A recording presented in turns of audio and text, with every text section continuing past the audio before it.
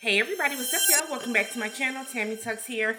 We are here to talk Married at First Sight Season 16. We are in Nashville. This is episode 3. If you're brand new to my channel, I do breakdowns on various TV shows, both scripted and reality, interjecting my own thoughts, opinions, and theories into each and every recap. So if you enjoy that type of content, go ahead and hit that subscribe button.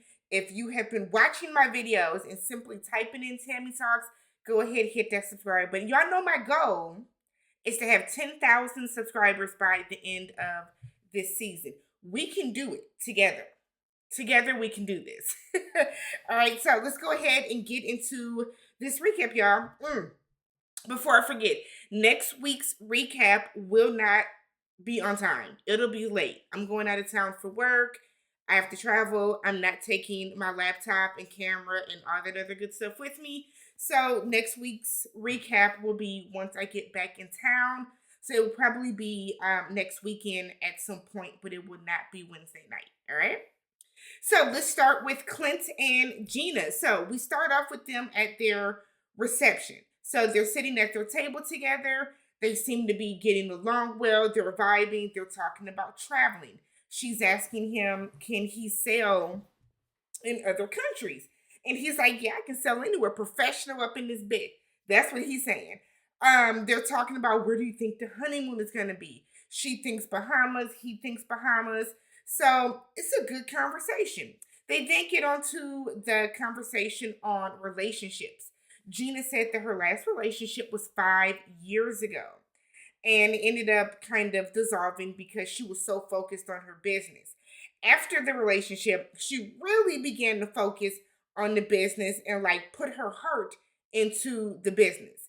And so she goes on to this tangent where she is talking about I have a staff of 8 now, and we built this and we did this, and I should be doing paperwork right now. And like she is talking about this business right now in this moment. Clint didn't care, and neither did I. Didn't care. That like so and Clint didn't say it, but that was a red flag to him. Because he's like, I get that you're passionate about what you do, but we're at the reception right now. We're at our wedding. We're at our wedding. So that is going to be a point of contention between the two of them. Because as somebody pointed out on Twitter last week when Gina asked him what did he do, he was like, what you mean for fun?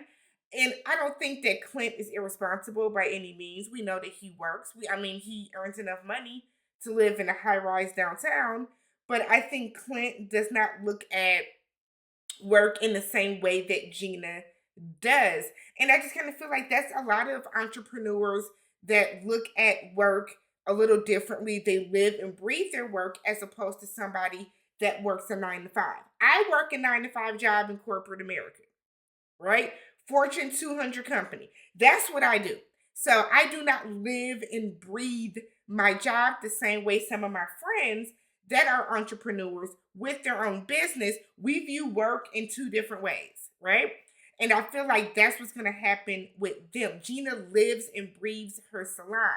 And like a lot of people have said about her, Gina is on here to sell that salon. She has done everything but say the name of it, right? Gina said, I'm going to get some more clients come hell or high water. So look out for Gina.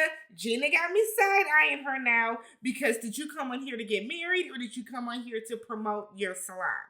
So Clint is talking to some of her friends after, the reception is starting to wrap up. I felt the one friend was too close. Is it just me? I felt like she was like right here talking to him. Maybe it was the angle, but she was extremely close. But they're asking him what makes him ready and worthy of marriage. And I said, I just hate when the friends and the family members do this. Why not ask him, so what do you do for a living, Clint? What do you do for a hobby? Well, how many siblings do you have? Ask him stuff like that. Don't come in asking him, so like, what makes you ready for marriage? Hell, what made Gina ready? What made Gina ready? What made you ready when you got married? I just feel like these conversations are just meant to to cause discord, and like it's annoying. I hate everything about the let's talk to the family and friends portion of this. So he said that he has learned a lot from each person that he has dated. He feels that he's in a solid place right now, and he just knows that he is there, and he knows that he's ready. I feel like that should be it. This is a grown man you're talking to. This is not a 12-year-old that you're asking, are you sure you want to skip a grade? Are you positive that you're comfortable with doing it? Like, these are grown adults we're talking to. So they then get to talking about sex because we have to find out, is everybody going to be consummating? So we get on the conversation about sex. And Clint was like, he wants to, do whatever she is most comfortable with. He wants to get to know her. Then he was like, homie, don't play that. And I was like, what are you talking about? What in the In Living Color is going on here with her? Like, we know that he watches Homie the Clown. That's all that we can really be certain. That's all we can really be certain about at this point. He has seen In Living Color. They kind of tell him to just wait until the honeymoon. And it's just kind of like, 1, I'm grown. 2, I'm married. 3, don't tell me when I can and cannot, or when I should or should not consummate my marriage. Not a whole lot happened with them. We see the trailer for the season. Clint looks like he does a lot. Clint looks like he does a lot. He might be the villain of the season. We'll find out soon. That is Clint and Gina. Let me know what you guys thought about them down below. And let's move on over to Nicole and Chris. So Nicole is rambling now about how she hoped that they would get married on the 25th because her birthday is the 25th and then something else is the 25th. And her favorite, I think she said baseball player, he wears number 25. And Chris is trying to jump in like double dutch. Chris is trying to jump in so that he can talk too. And it just seems like Charlie Brown. That's how it sounded. That's how it sounded to me. Because I don't know what they were saying. In her confessional, Nicole said that she does not see any red or yellow flags so far. Everything is going great with her and Chris. Her biggest concern is that they are both talkers. And while that is good, she is concerned that let's be real. Nicole is concerned that she's not going to be able to run her mouth because he talks just as much as her. That's what the real issue is. Nicole is concerned that she's not going to be able to run her mouth and bump them gums because she done found somebody that talks just as much as she does. So we pan back to them at the table in real time. And Chris is saying how, I like to talk, but sometimes when I get quiet, I'm okay. I'm just quiet. She's going to stress that man out.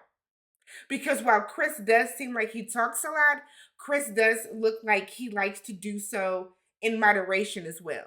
Chris is not a person that is going to sit and talk and talk and talk and talk and talk 24/7 like Nicole is going to do.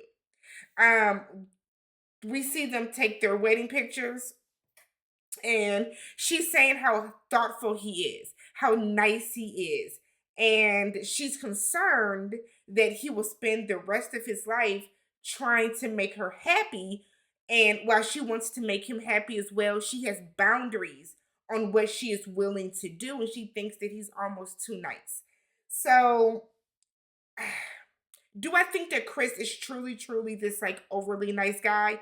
He could be. Do I think that Chris is kind of putting on and it is his representative still, showing face? Yes. And this is everybody's representative right now.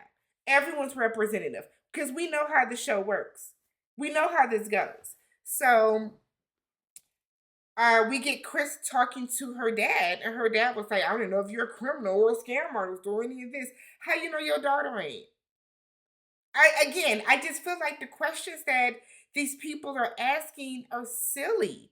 Her dad is like, life is hard. Are you willing to continue through this hard life with her? And it's like, did you ask? I feel like ask your child these questions. Ask your friend, your family member these questions regarding why they came on the show, What was their, objective for coming on the show? What were their intentions?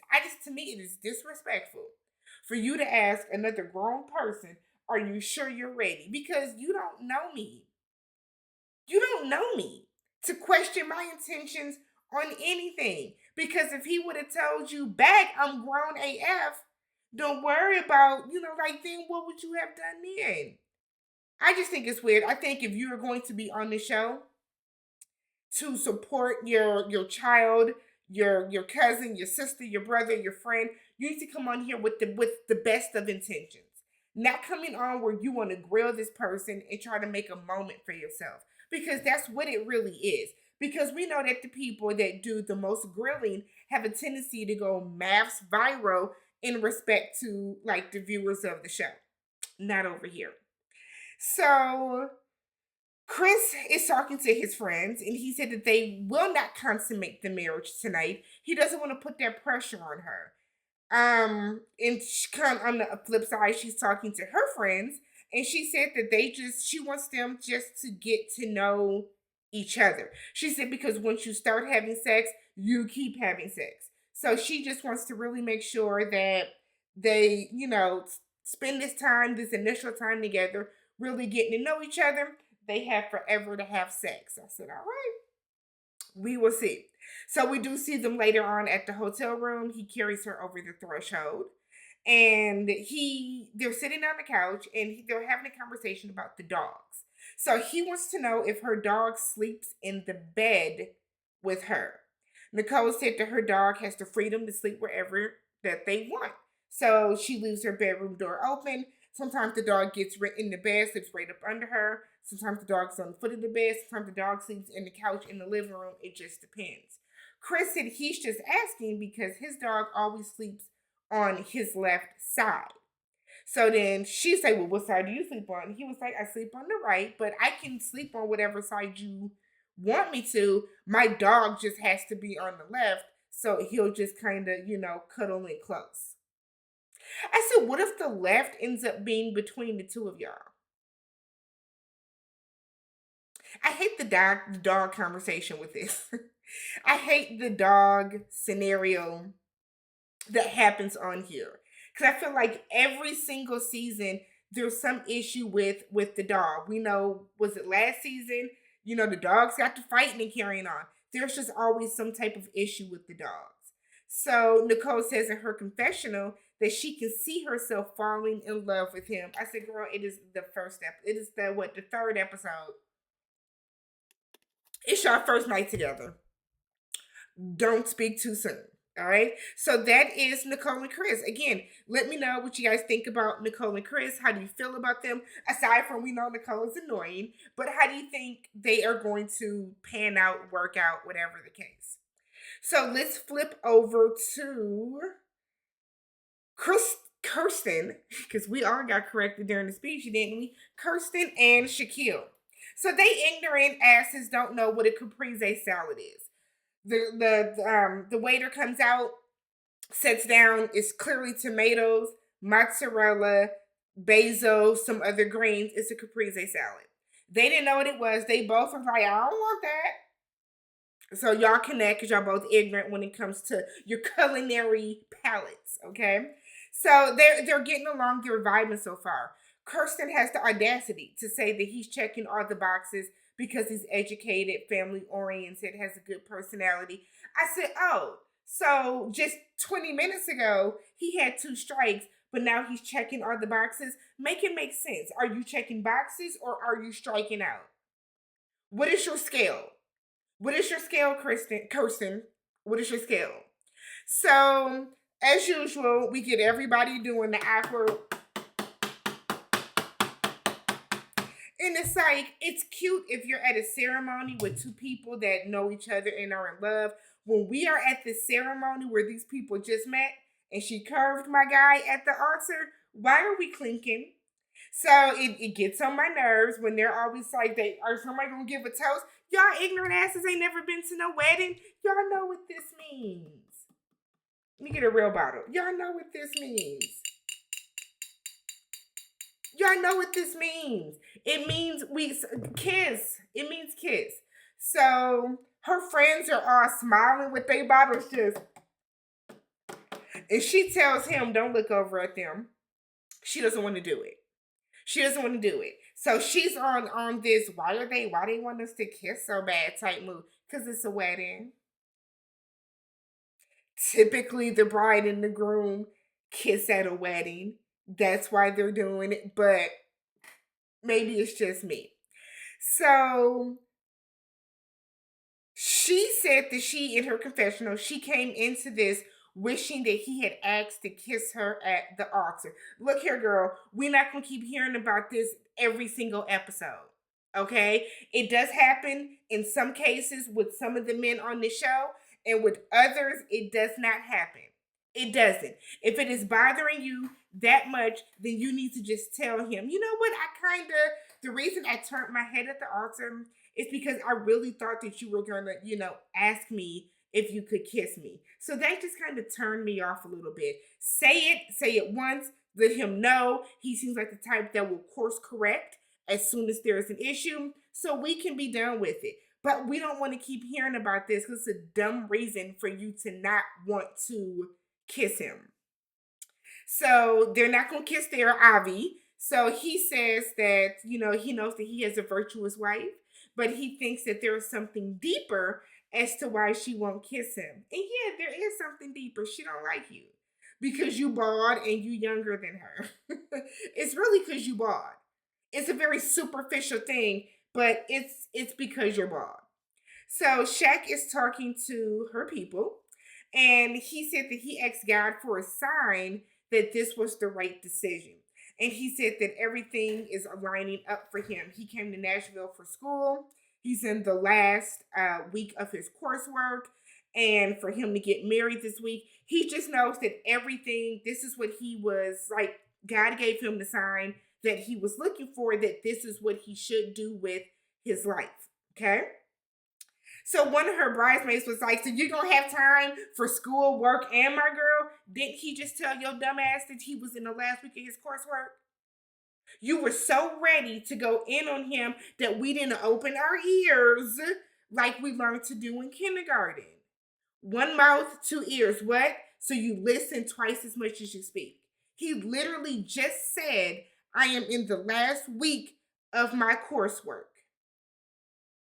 He is done with school. That's what he said. I heard it. I heard it in real time. School is not going to be a factor. I didn't like Kirsten's friends, and I don't like her.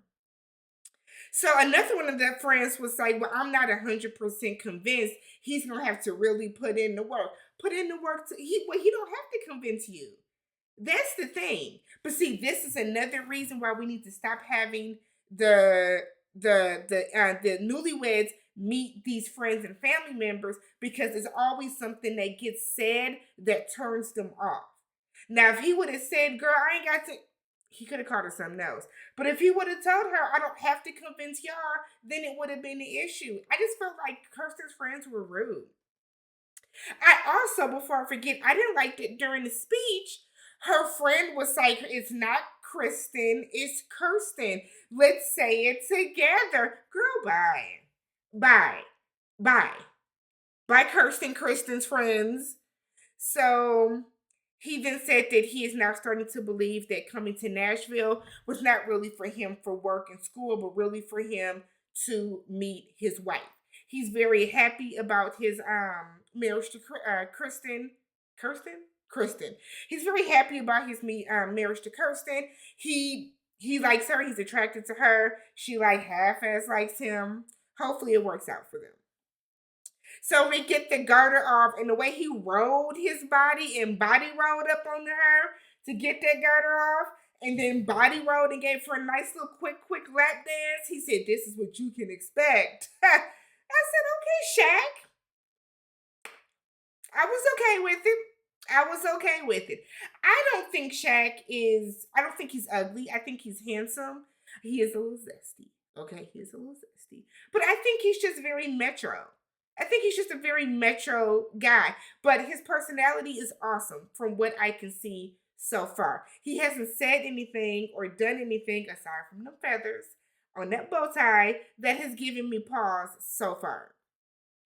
So Shaq is talking to his friends and he said he's going to be respectful of her tonight. He was like, so we're not going to consummate, obviously. I mean, you see, she already turned her cheek, at the altar, didn't kiss me. So his friends basically tell him, don't get friend zoned.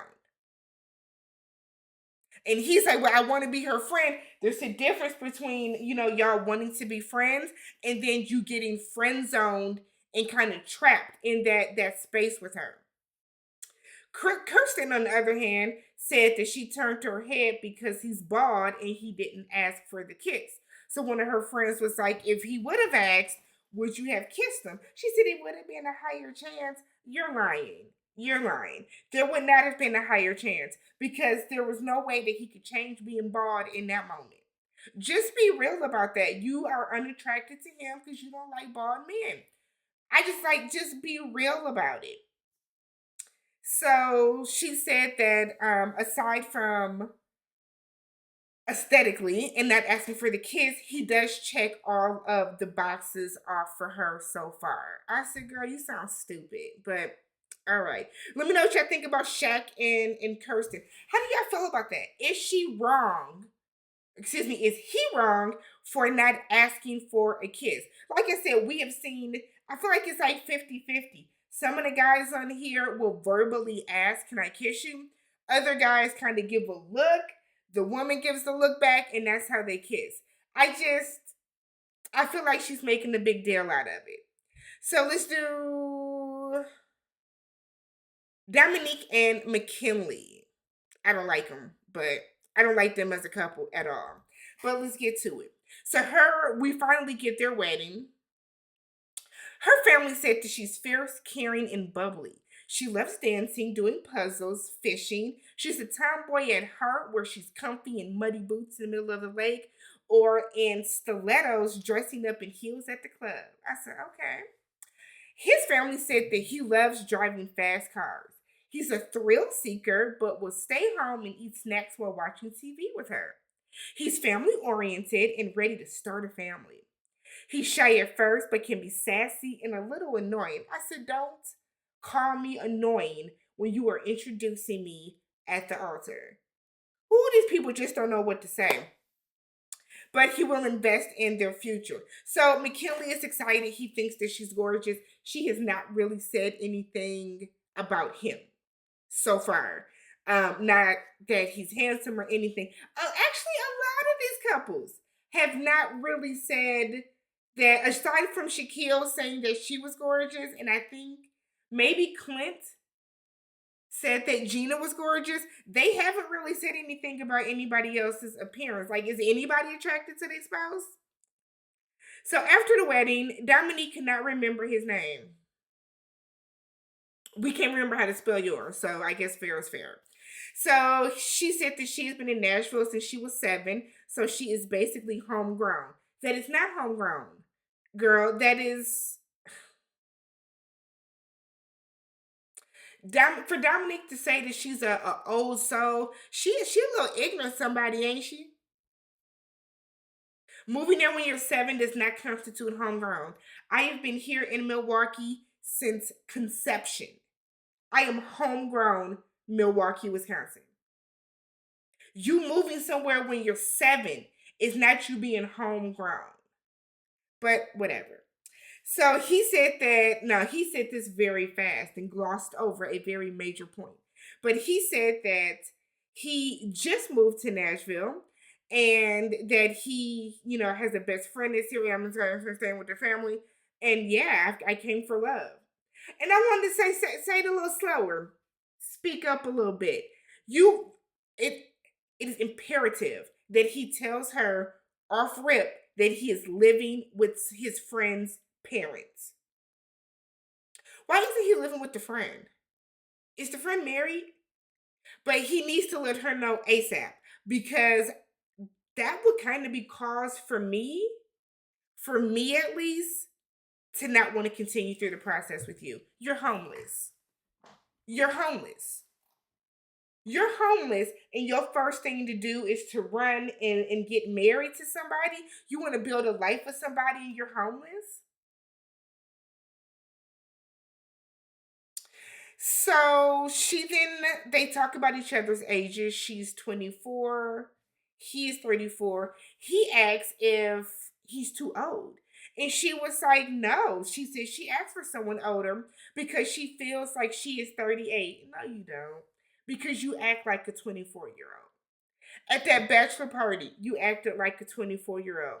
You wanting to have a girls' night all the time, you know, and like kind of put your marriage on the back burner shows that you are not an old soul. You are not a 38-year-old. I am 38 years old.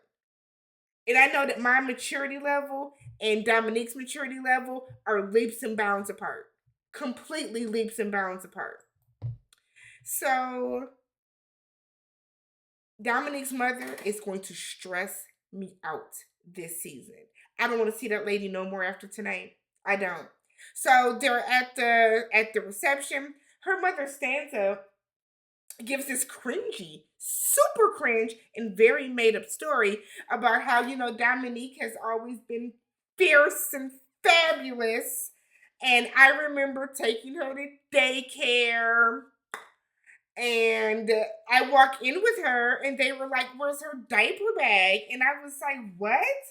She's potty trained. Take her to the bathroom." That didn't happen, Dominique's mother. That didn't happen. Go sit your ass down somewhere. Have a seat. Have a seat. And somebody take her wine glass away. That did not happen, and you know it didn't happen. Ridiculous. So then we get Dominique talking to his people, which was his mom and his sister. Now his mom was like, "Off rip, I didn't like it. I think it's crazy. I don't like it at all." She said, typically you want your children to have a more traditional route where, they meet somebody, they date for a couple of years. That way, the family, you know what they're getting into, they're in love. This, I wasn't on board with it. That's true. That's fine. That's very honest of you, Mama McKinley. His sister was like, "I supported him from jump. Don't bother me." So Dominique said that, look, she said, "I didn't list specifics on race for what I wanted, but I grew up in the South and I want to be accepted for who I am." I said, "Oh, this is about to get good. This is about to get good." And the mother was sitting there looking like, "Yeah, yeah, okay."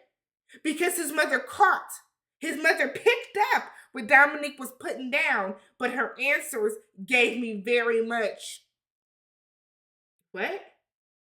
Her answers were they weren't solid enough for me. They weren't solid enough for me. Y'all know y'all like to tussle in the comments about race, but I'm gonna tell y'all, McKinley's mother is not happy that he has a other. I'm saying other because she's biracial, that he has an other wife. She saw them chocolate drops, them raisins on the other side of that aisle during that marriage, and I bet you that lady was shook because Dominique was kind of asking her, "So, like, do you guys have a problem with me?" And his mother was like, "Well, I just, I thought this would be different." And I said, "Oh, I bet you did. I bet you did think it would be different." Don't get cussed out, Mama McKinley, every week. Don't get your son cussed out every week. We gonna say it now. Keep it cute. Married at First Sight has not done interracial couples for a reason. For a reason. So back over with McKinley, he is talking to Dominique's mother, and was that her grandmother? She was to Dominique's mother for sure. And Dominique's mother was like, "Let's get to it. Dominique is biracial. Is your family gonna trip because we black?" I said, "I know that's right. We are black over here." And she's in her confessional saying that she's concerned because she wants to make sure that he's not crazy. She said because even Jeffrey Dahmer was nice. Serial killers are nice. I said, I know you fucking lying. You signed her up. When you signed up to marry your daughter off to a stranger, did that cross your mind? Or did it now cross your mind now because the white man kept walking out? Because you named all white serial killers. This is going to be a mess. This is going to be a mess. This is going to be a mess.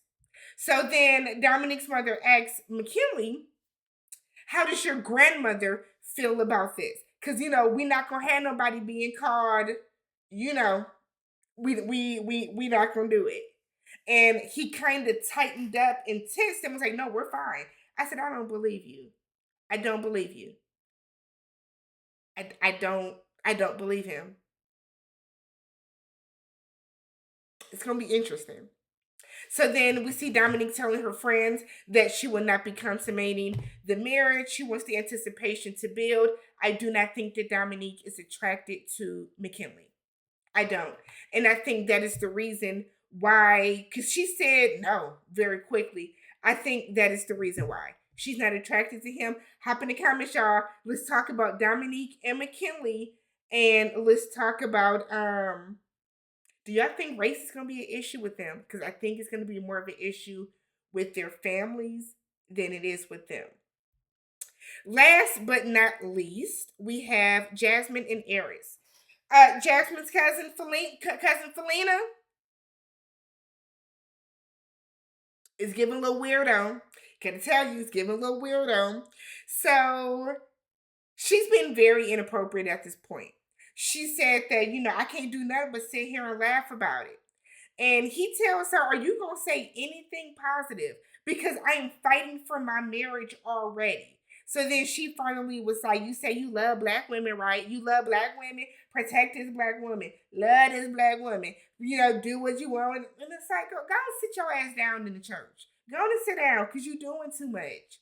We were rocking with you at first when you were telling him the real to his face. But don't stand up before this man walks down this aisle and do this. Like, you look stupid.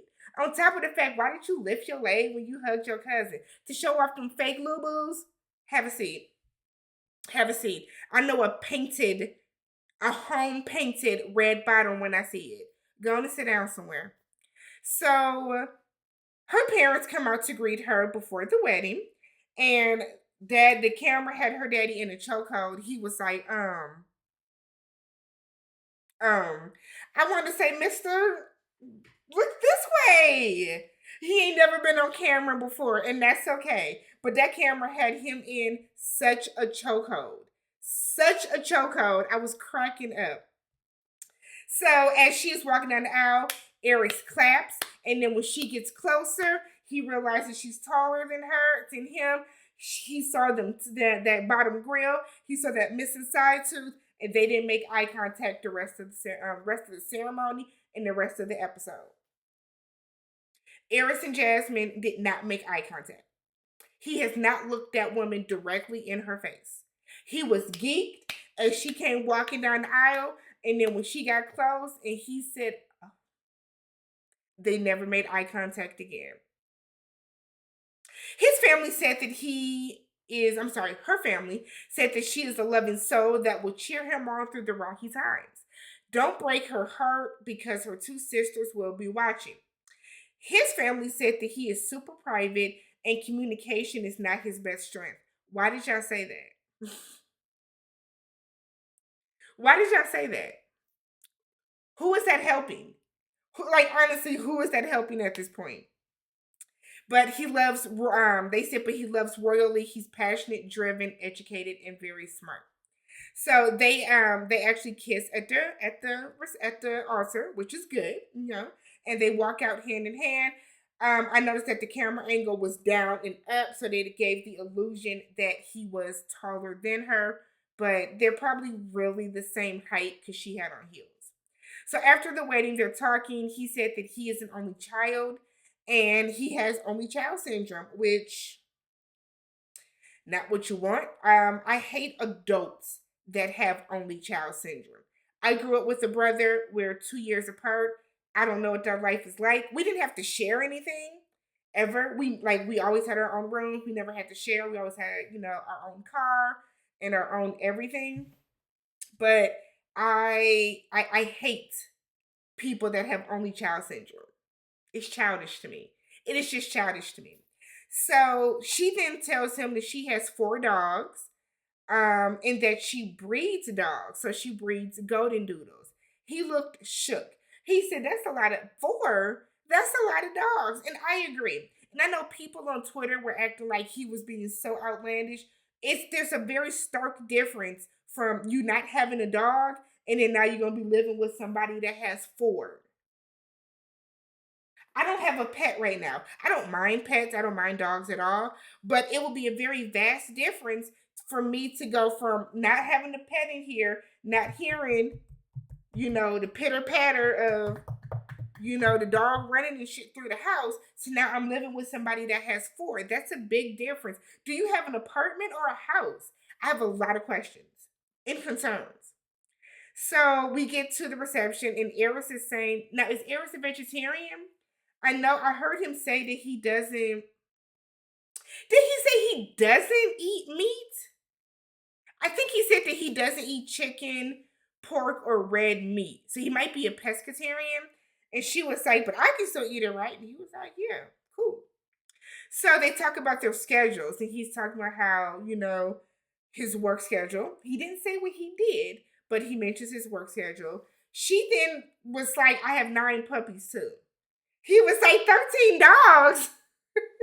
He was like, so here's my thing. You got 13 dogs. And you start like, are you in the midst of like, are they accounted for? Who's watching these puppies while you go on this 2-week vacation and then ultimately move into this house? What is going on? Am I the only one that's like a little confused about that? It's given neglect. But he said he want to call the people on her. He want to call what is it? Is it ASPCA? He want to call the people. Peter. He want to call somebody because he think there's too many in one house. There's 13. Watch her being like a 1-bedroom apartment when we see her. So Eris is talking to his people and he talking to her people. And he asked if she is a good communicator. They said, she's good at communicating, but she doesn't like confrontation. So if she feels that something is going to be confrontational, she is not going to address it or deal with it. And they were like, but your people said, and that's why you don't put stuff like that into like the vows. But Eris was like, no, but I'm better now. I said, you better now? I'm better now. Okay. So they asked about his biggest challenge that he sees within himself. He said that he hasn't been in a serious relationship. He's been in relationships, but nothing real serious. At his age of 39, he has never lived with a woman before, and he is an only child. So he kind of likes his own space. So they were basically like, good luck. This is going to be a mess. A mess. So Jasmine meets up with his people, his mother, and Felina. And Felina was like, I told him this is crazy. And this is just over the top, and this is doing too much. And Jasmine was like, well, okay, about me, I'm working on being less stubborn. And I'm working, I know the things I need to work on within myself. I want to be there for him. I want to be his rock. I want to be his peace. I want to be his everything. And Felina is in the confessional, like, she's come from the pageant world. She gives pageant answers. I just hope he's okay. Girl, are you, what's tea, Felina? What's really good? Because at first you were telling him not to go hurt anybody else, and now you don't want him to be hurt. It's giving a little weirdo. Now, I done called you a little weirdo at least 2 or 3 times already before. I don't want to have to say it again. Don't come back on here because you're giving the vibe that you really are play cousins and not real cousins for real. You know what I mean? But let me know what you guys thought about this episode. I think before we even get to the honeymoon, I'm pretty sure that next week's episode, we have to still watch them sit down and have these very uncomfortable, awkward lunches and brunches with the family. But let me know what you guys think about tonight's episode. Don't forget to subscribe, share, and comment. And next week's videos will be late. So don't forget, and I will catch you guys in the next one.